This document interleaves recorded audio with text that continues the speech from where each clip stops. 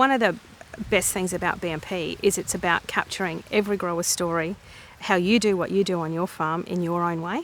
It's not a recipe, it's not a prescription, it's about what you do for your goals and your situation. My chemical shed is 2 concrete cylinders, one on top of the other. So we just made a frame to fit with a lockable door, put a whirlybird in it, and it's got a drain in so we can catch any spills that we need to. What we're finding is that growers are coming up with a lot of different ways to meet the requirements for a BMP chemical store. Once the growers start to talk to each other and solve the problems, we're quite an innovative group and they've come up with some quite innovative options. With our chemical records, they're all kept on board our spraying rig.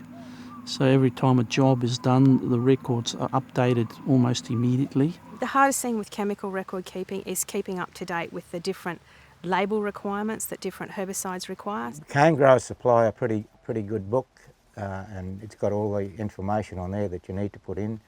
I have got a notepad on my tractor which I can write the blocks, the wind speed, direction. It's the phone that we'll use because it's a very convenient tool. It's normally in your pocket and you're carrying it around. And it's very easy just to take a photograph of that drum or that batch number. And also by doing that, you actually log the date as well. We've got a GPS here, Trimble GPS, which operates the tractor and the spray equipment. It's an easy process. It's just grab a USB stick and there's a little slotto in the back there.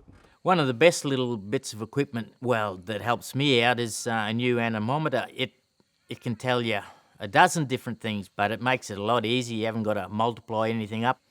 Just helps with the spraying records, no end.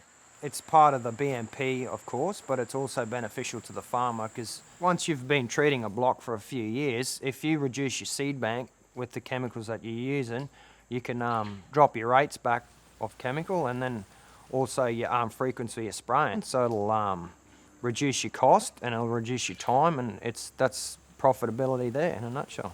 And BMP is sort of trying to shine a bit of light on the industry that, hey, people are trying to do the best that they possibly can for the industry and the environment. And instead of saying, I know I do this, I can now say, I know I do this and here's my proof. BMP supplies the evidence to back up this statement of what we do.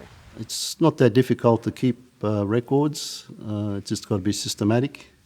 Whether it's electronic or paper, we should make an effort to just write it, keep it and use it.